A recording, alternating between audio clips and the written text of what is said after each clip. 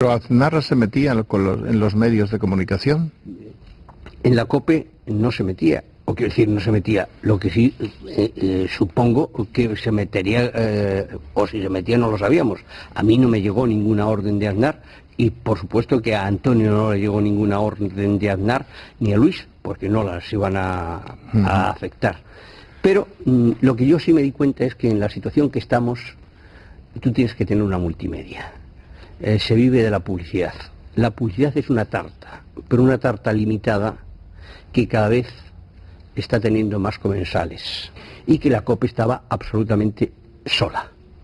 Yo era consejero de la COPE porque Antonio Herrero se había empeñado, no se fiaba de los curas y dice tenemos que tener un 5%, y Antonio tenía un 2%, yo un 2% y Luis un 1%, y yo era el representante en el Consejo de Administración.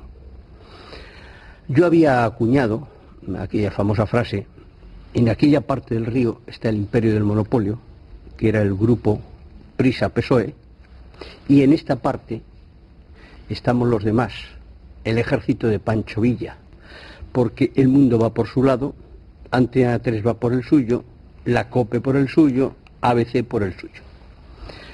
Pero resulta que en un consejo de administración, que es lo que me da la clave para todo lo que viene después, en un consejo de administración estaban presentes don Nemesio Fernández Cuesta, como representante de Prensa Española, que tenía el 5% de la COPE, y don Alejandro Echevarría Alechu, que tenía el 5% del Grupo Correo, que todavía no había comprado Prensa Española.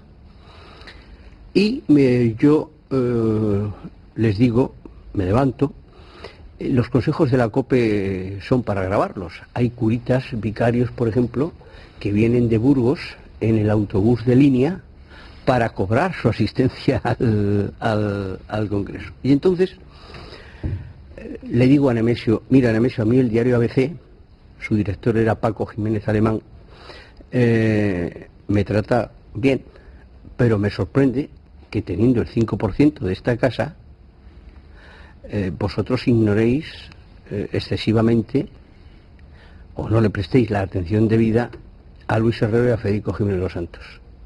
Y Nemesio Fernández Cuesta, con una gran valentía, se levanta y dice, no, José María tiene mucha generosidad.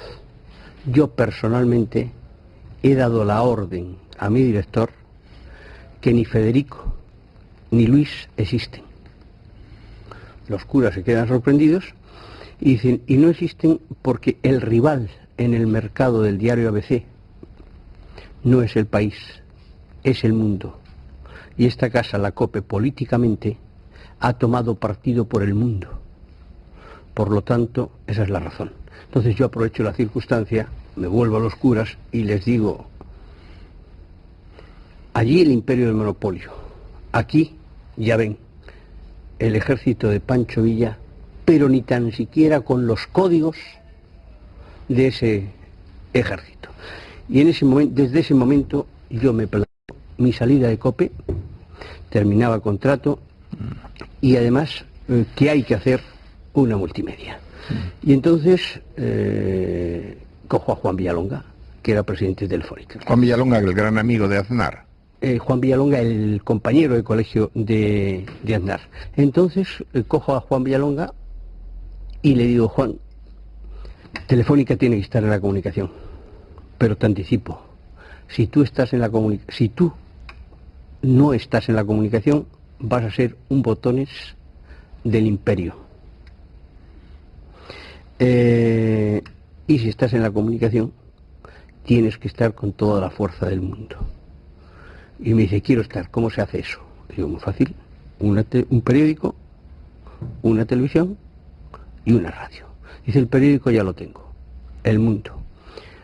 Pues digo, pues televisión, Antena 3. Dice, no me hablo con Antonio Asensio. Digo, eso yo te lo arreglo.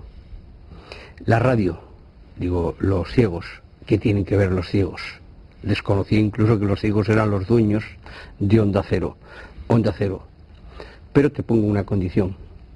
Y yo te pongo en contacto con ellos, pero cuando llegue el apartado económico, yo no quiero saber absolutamente nada. ¿Le parece bien? Y entonces yo me voy a ver a José María Aznar, presidente del gobierno. Y le digo, presidente, yo voy a dejar la COPE porque tenemos que hacer esto, voy a montar todo esto, pero quiero que lo sepas como presidente del gobierno. Entonces me dice, a mí me parece muy bien. Adelante. Seguimos adelante y cuando está bastante avanzado todo, un día me llama José María Aznar y me dice, no firmes con Juan Villalonga porque lo tengo que cambiar.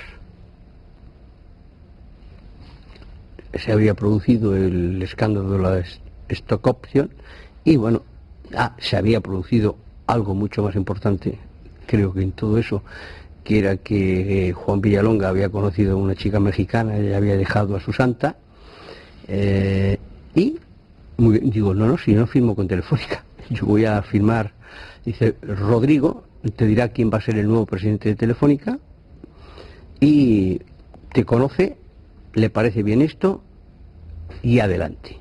Bueno, a las 48 horas, efectivamente, Rodrigo Rato viene y me dice que el presidente de Telefónica va a ser César Alierta, y conozco a César Alierta, con el que tengo y tendré una magnífica relación, porque como persona hay pocas personas a las que yo haya conocido que tengan su entereza y